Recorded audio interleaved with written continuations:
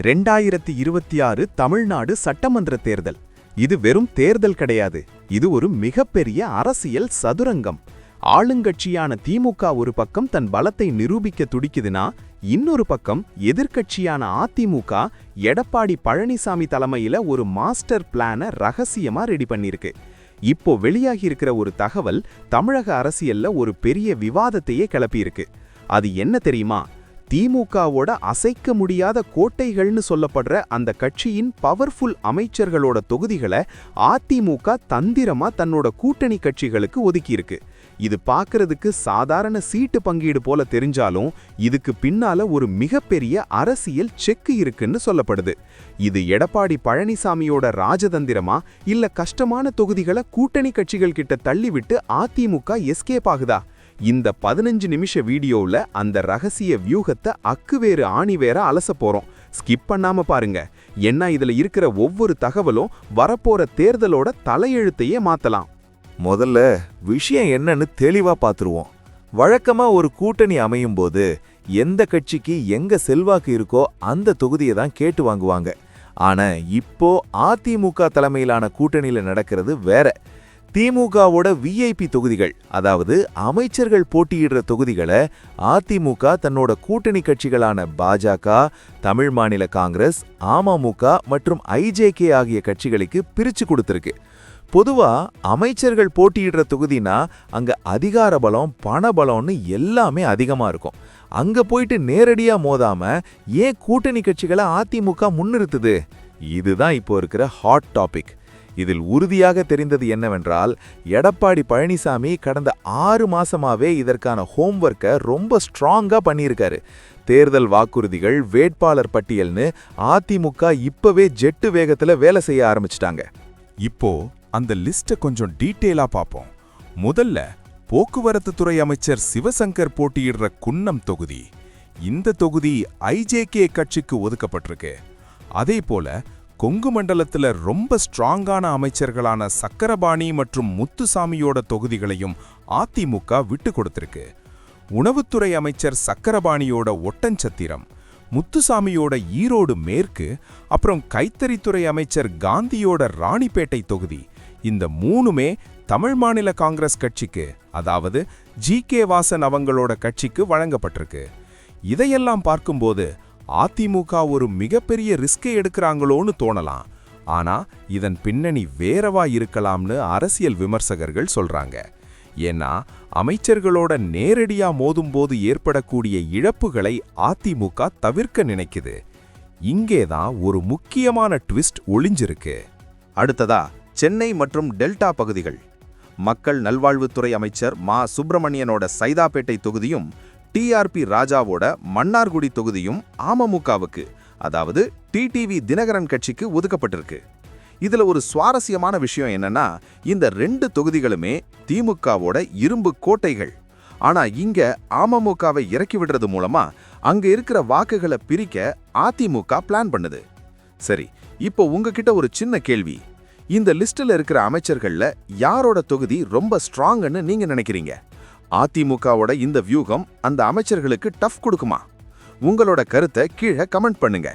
உங்க கமெண்ட்ஸை நான் படிக்க காத்திருக்கேன். சரி, இப்போ நாம அந்த முக்கியமான விஷயத்துக்கு வருவோம். பாஜகவுக்கு ஒதுக்கப்பட்ட தொகுதிகள் என்னென்ன? இதுதான் இப்போ திமுக கூடாரத்தையே யோசிக்க வச்சிருக்கு. அதிமுக தன்னோட கூட்டணியில இருக்கிற பாஜகவுக்கு மொத்தம் 5 டாப் அமைச்சர்களோட தொகுதிகளை ஒதுக்கியிருக்கு. ஊரக வளர்ச்சித்துறை அமைச்சர் பெரிய கருப்பனின் திருப்பத்தூர், மீன்வளத்துறை அமைச்சர் அனிதா ராதாகிருஷ்ணனின் திருச்செந்தூர், தகவல் தொழில்நுட்பத்துறை அமைச்சர் மனோ தங்கராஜின் பத்மநாபபுரம், பால்வளத்துறை அமைச்சராக இருந்த நாசரின் ஆவடி, அப்புறம் மிக முக்கியமா பொதுப்பணித்துறை அமைச்சர் ஏவா வேலுவின் திருவண்ணாமலை. இது மட்டும் இல்லாம சபாநாயகர் அப்பாவு அவரோட ராதாபுரம் தொகுதியையும் பாஜகவுக்கு கொடுத்திருக்காங்க. பொதுவான பின்னணி என்னன்னா, தென் மாவட்டங்கள்ல கால் பதிக்க துடிக்கிற பாஜகவுக்கு இந்த அமைச்சர்களோட தொகுதிகளை கொடுத்தது மூலமா அங்க ஒரு மிகப்பெரிய போட்டியை உருவாக்க எடப்பாடி பழனிசாமி வழி செஞ்சு கொடுத்திருக்காரு. இது பாஜகவுக்கு ஒரு அக்னி பரீட்சைனே சொல்லலாம். ஆனா இதனால அதிமுகவுக்கு என்ன லாபம்? அதைத்தான் நாம இப்போ ஆழமா பார்க்க போறோம். அரசியல் ரீதியா பார்த்தா, ஒரு அமைச்சர் தன்னோட தொகுதியில 5 வருஷம் செஞ்ச வேலைகள், அவர் கொடுத்த வாக்குறுதிகள், இதையெல்லாம் மக்கள் கவனிச்சுட்டே இருப்பாங்க. ஆனா அதே சமயம் அமைச்சர்களுக்கு எதிரா சில அதிருப்திகளும் இருக்கத்தான் செய்யும். அந்த அதிருப்தி வாக்குகளை தங்களோட வாக்கு வங்கியா மாத்த அதிமுக பிளான் பண்ணுது. ஆனா அமைச்சர்களோட இருக்கிற அந்த மிகப்பெரிய செல்வாக்கு எதிர்த்து ஜெயிக்கணும்னா அதுக்கு பெரிய அளவுல மெனக்கிடணும். இப்போ இந்த தொகுதிகளை கூட்டணி கட்சிகள் கிட்ட ஒப்படைக்கிறது மூலமா அதிமுகவோட முழு சக்தியும் அந்த ஒரே இடத்துல விரயமாகாம தடுத்துக்கிட்டாங்க. இதனோட உள்ளர்த்தம் என்னன்னா, நீங்க அங்க போய் போராடுங்க, நாங்க மத்த இடங்களை கவனிச்சுக்கிறோம் என்பதுதான். இது ஒரு புறம் புத்திசாலித்தனமா தெரிஞ்சாலும் இன்னொரு பக்கம் இது அதிமுகவோட பயமான்னு சில ஊடகங்கள் கேள்வி எழுப்புறாங்க. இதுல திருவண்ணாமலை தொகுதியை எடுத்துப்போம். அமைச்சர் ஏவா வேலு அங்க ரொம்ப ஸ்ட்ராங்கு. பல வருஷமா அந்த தொகுதியை தக்க வச்சிட்டு வர்றாரு. இப்போ அங்க பாஜகவை இறக்குறது மூலமா திமுகவோட கவனத்தை அந்த தொகுதிக்குள்ளேயே முடக்க அதிமுக நினைக்குது. ஏன்னா ஒரு அமைச்சர் தன்னோட சொந்த தொகுதியிலேயே தோத்துறக்கூடாதுன்னு அங்கேயே அதிக நேரத்தை செலவிடுவாரு.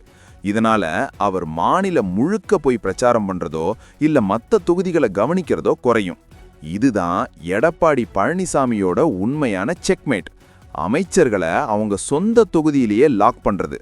இது நடந்தாலே திமுகவோட தேர்தல் வியூகம் பாதியா குறைஞ்சிரும்னு அதிமுக நம்புது. ஆனா இதுல ஒரு சிக்கலும் இருக்கு. அமைச்சர்களோட பணபலத்தை ஈடுகட்ட கூட்டணி கட்சிகளால முடியுமா? இது ஒரு பெரிய கேள்விக்குறிதான். பொதுவான பின்னணி என்னன்னா, தமிழக தேர்தல்கள்ல எப்போதும் பணபலம் ஒரு முக்கிய பங்கு வகிக்கும். குறிப்பா அமைச்சர்கள் போட்டியிடுற தொகுதிகளில் கோடிக்கணக்கான ரூபாய் புழங்கும்னு சொல்லப்படுது. இப்போ அதிமுக நேரடியா மோதாம விலகி நிக்கிறதுக்கு இதுவும் ஒரு காரணமா இருக்கலாம். ஒருவேளை அந்த தொகுதிகளில் அதிமுக தோத்துட்டா அது எடப்பாடி பழனிசாமியோட தலைமைக்கு விழுற அடியா பார்க்கப்படும். ஆனா இப்போ அது கூட்டணி கட்சிகளோட தோல்வியா மட்டும்தான் தெரியும். அதே சமயம் ஒருவேளை அந்த தொகுதியில கூட்டணி கட்சி ஜெயிச்சிட்டா அதுக்கு முழு கிரெடிட்டும் எடப்பாடி பழனிசாமிக்கு தான் போய் சேரும். ஏன்னா அவர் தானே இந்த கூட்டணியை வழி நடத்துறாரு. இதத்தான் அரசியல் வட்டாரத்துல பழுத்தால் பழம் விழுந்தால் லாபம்னு சொல்றாங்க. அதாவது ஜெயிச்சா லாபம், தோத்தா அது நம்ம கணக்குல வராது. வரலாற்று ரீதியா பார்த்தா 2021 தேர்தல்லையும் சரி, அதுக்கு முன்னாடி நடந்த தேர்தல்கள்லையும் சரி, திமுக அமைச்சர்கள் பல பேர் தங்களோட தொகுதிகள்ல ரொம்ப குறைவான வாக்கு வித்தியாசத்துல தான் ஜெயிச்சிருக்கிறாங்க. சில தொகுதிகள்ல அதிமுக ரொம்ப கடுமையா போட்டி கொடுத்திருக்கு. ஆனா இந்த முறை 2026ல சூழல் வேற. இப்போ இருக்கிற நிலைமையில ஆன்டி இன்கம்பன்சி, அதாவது ஆட்சிக்கு எதிரான அலை கொஞ்சம் இருக்கத்தான் செய்யும்னு சில ஆய்வுகள் சொல்லுது. அந்த அலையை பயன்படுத்தி கூட்டணி கட்சிகளோட வாக்குகளை ஒருங்கிணைக்க அதிமுக முயற்சிக்குது. குறிப்பாக தென் மாவட்டங்கள்ல அனிதா ராதாகிருஷ்ணன் தொகுதியில பாஜகவுக்கு ஓரளவுக்கு செல்வாக்கு இருக்கு. அங்க அவங்க வாக்குகளும் அதிமுகவோட வாக்குகளும் ஒன்னா சேர்ந்தா அங்க ஒரு அதிசயம் நடக்கலாம்னு அதிமுக தொண்டர்கள் நம்புறாங்க. ஆனா இங்கதான் நாம ஒரு விஷயத்தை கவனிக்கணும். திமுக அமைச்சர்கள் சும்மா இருப்பாங்களா? கண்டிப்பா மாட்டாங்க. அதிமுகவோட இந்த வியூகத்தை முறியடிக்க அவங்களும் ஒரு பெரிய பிளான் வச்சிருப்பாங்க. இப்போவே அமைச்சர்கள் பல பேர் தங்களோட தொகுதிகள்ல நலத்திட்ட உதவிகளை வேகப்படுத்திட்டாங்க. மக்களை நேரடியா சந்திக்கிற வேலையை ஆரம்பிச்சிட்டாங்க.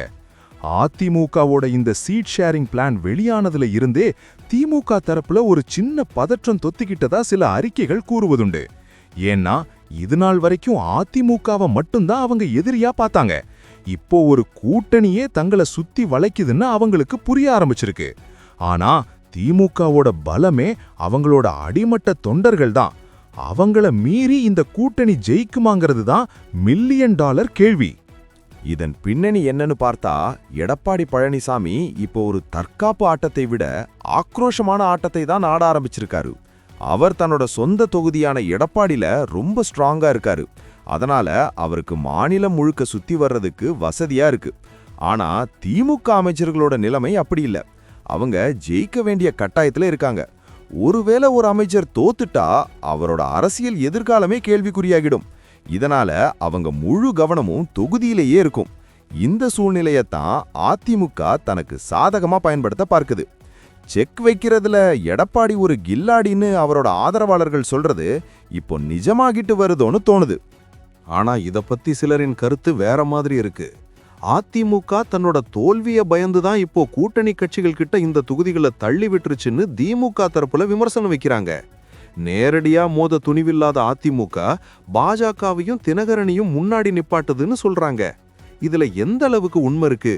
ஒரு பக்கம் பார்த்தா ஸ்ட்ராங்கான தொகுதிகளை தக்க வைக்கிறது தான் ஒரு பெரிய கட்சிக்கு அழகு. ஆனா இன்னைக்கு இருக்கிற பிராக்மேட்டிக் பாலிடிக்ஸ்ல வெற்றி தான் முக்கியம். அந்த வெற்றிக்கு எந்த வழியையும் பயன்படுத்தலாம்னு அதிமுக நினைக்குது.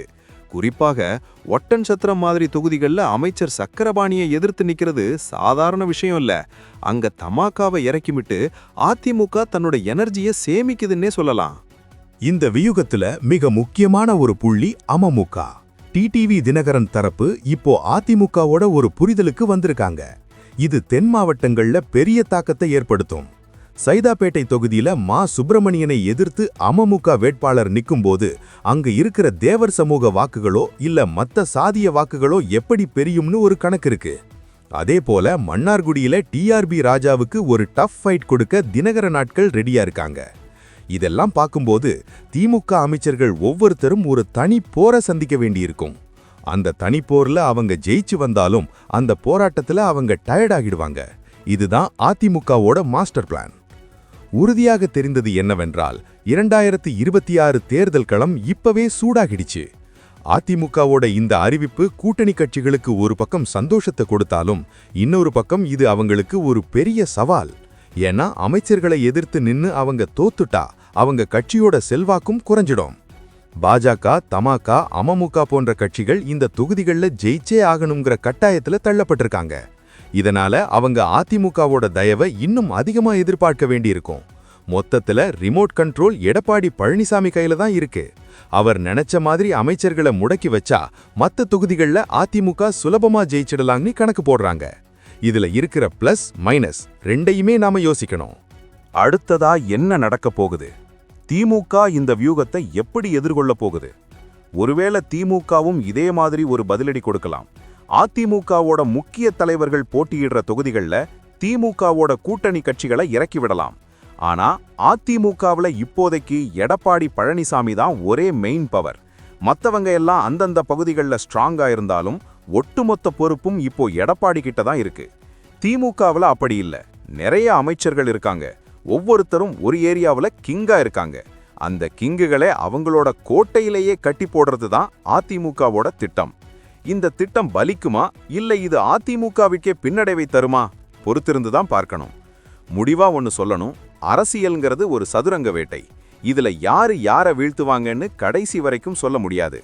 அதிமுகவோட இந்த வியூகம் எடப்பாடி பழனிசாமியை மீண்டும் முதலமைச்சர் நாற்காலியில உட்கார வைக்குமா இல்ல அமைச்சர்கள் தங்களோட செல்வாக்க நிரூபிச்சு எடப்பாடியோட பிளானை தவிடுமுடியாக்குவாங்களா?